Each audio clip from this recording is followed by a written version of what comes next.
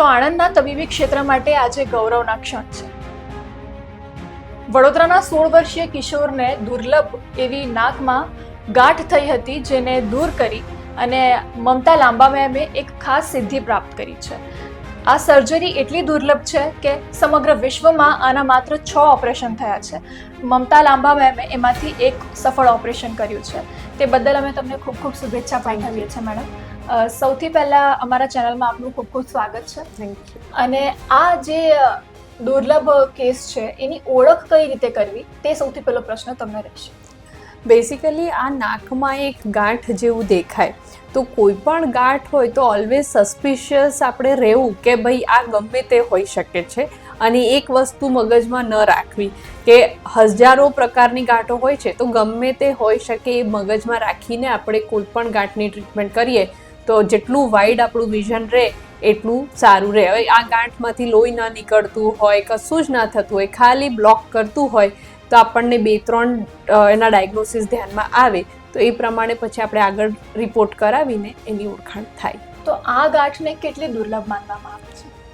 Actually આ બહુ જ રેર છે, કારણ કે જે સાઇટમાંથી આ ઓરિજિનેટ થતી હતી એ જગ્યા પરથી જનરલી આ ઓરિજિનેટ નથી થતી. આ ઓરિજિનેટ જનરલી થતી હોય છે નીચેના જડબાના ભાગમાંથી, પણ આ વસ્તુ નાકમાંથી હતી અને આઈ થિંક એટલે જ એ ડાયગ્નોસિસ બહુ જ બધી જગ્યા પર મિસ થઈ ગયું. અમુક પીડિયાટ્રિશિયન પાસે એ બાળક ગયું હતું, અમુક ફિઝિશિયન પાસે ગયું હતું. એ લોકોને ઓબ્વિયસલી એ લોકોનું અનુભવ ના હોય આ રીતે. તો હું એક વસ્તુ કહેવા માંગીશ કે જ્યારે પણ તમને નાકની તકલીફ હોય તો સ્પેસિફિકલી ENT ડૉક્ટરને કન્સલ્ટ કરો, પીડિયાટ્રિશિયન અને ફિઝિશિયનને નહીં, બિકોઝ એ લોકોનું અનુભવ આ ક્ષેત્રમાં ન હોય અને એના કારણે અમુક ટાઈમ ડાયગ્નોસિસ મિસ થઈ જતું હોય છે. તો મેમ, જો ઇન કેસ આ સર્જરી સમયસર ન થઈ હોત તો શું થત?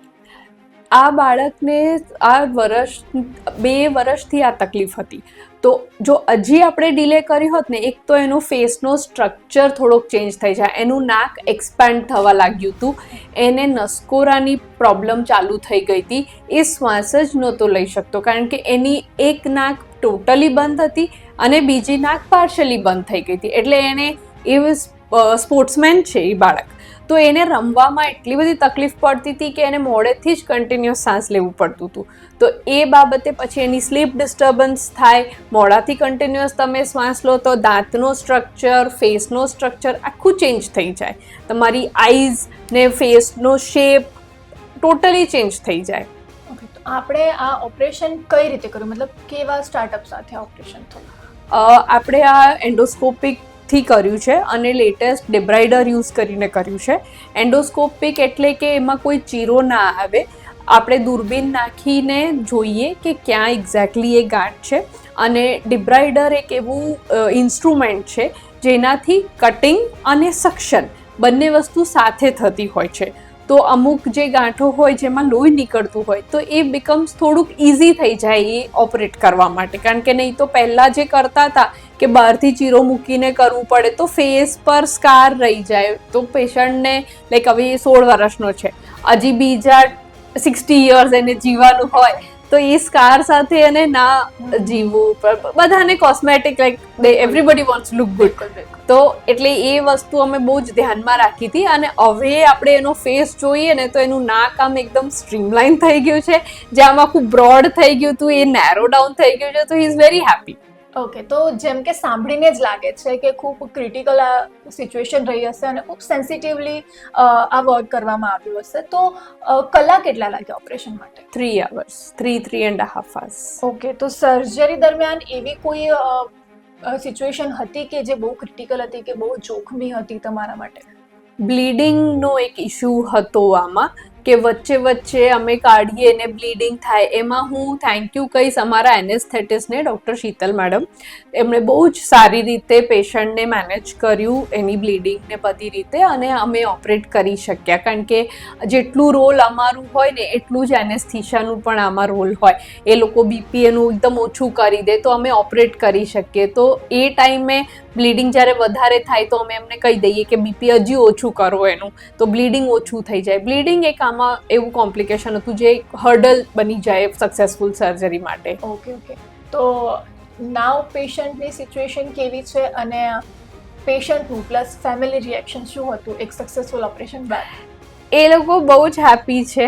પેશન્ટ તો ઇઝ વેરી હેપી. એનું સ્નોરિંગ જતું રહ્યું છે, એનું ફેસ ચેન્જ થઈ ગયું છે. એના ફાધરે એકચ્યુઅલી મને આવીને કહ્યું કે હવે એનો ફેસ બહુ સારું દેખાય છે પહેલાં કરતાં.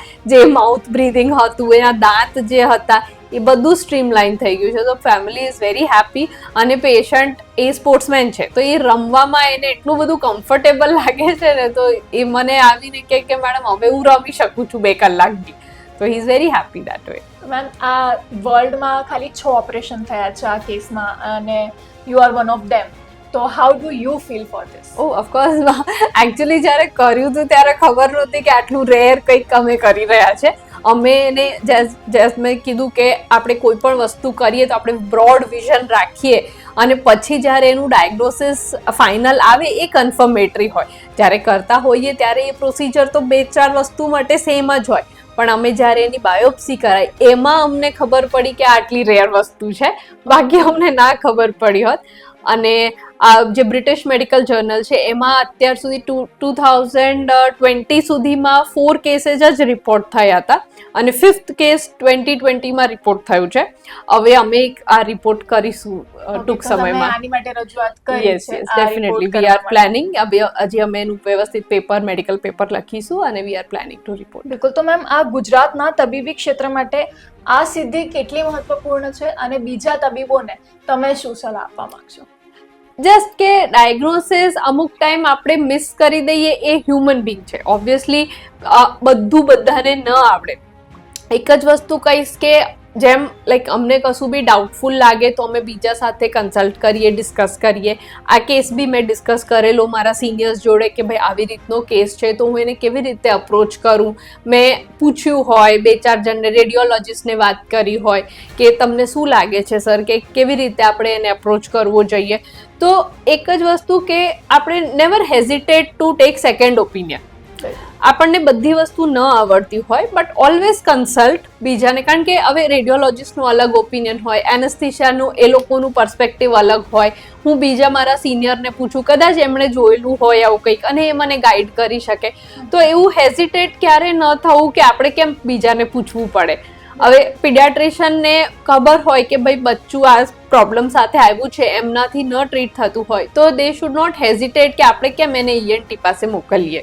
દે શુડ વિલિંગલી સેન્ડ કે આ મારો કેસ નથી અને તમે બીજા પાસે જતા રહો. તો જે યુવા ડોક્ટર્સ છે મેમ, એમને તમે તમારી ફિલિંગ જે રહી એક સક્સેસફુલ ઓપરેશન બાદ અને જે ઓપરેશનના ડ્યુરિંગ જે તમારી ફિલિંગ્સ હતી, તો આવનારા જે યુવા ડોક્ટર્સ છે, યુવા તબીબો છે, તેમને તમે શું કહેવા માંગશો?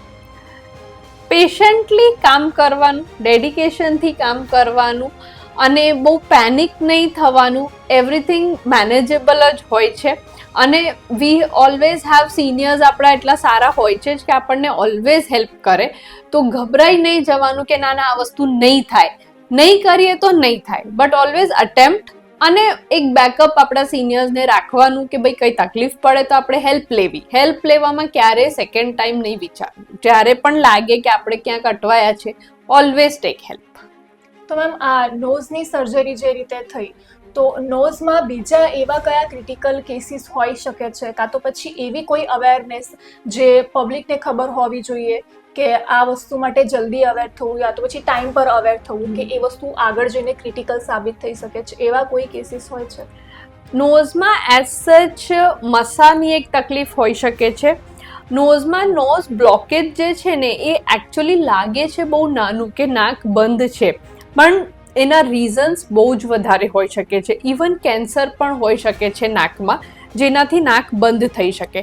તો જ્યારે બી આ સામાન્ય તકલીફ હોય છે તો એની ટ્રીટમેન્ટ લો. એટલીસ્ટ તમે કન્સલ્ટ કરીને એની ડાયગ્નોસિસ કરાવો કે કેમ તમારું નાક બંધ રહે છે. કશું ના હોય બહુ સારું, પણ કદાચ કંઈક હોય તો આપણે એને પકડી શકીએ અને એની અર્લી ટ્રીટમેન્ટ થઈ જાય. અને નાક બ્લોક રહેવું એક બહુ જ નાનું સિમ્ટમ છે, પણ એના લીધે સ્નોરિંગ થઈ શકે અને સ્નોરિંગ બહુ જ કોમ્પ્લિકેટેડ ડિઝીઝ છે.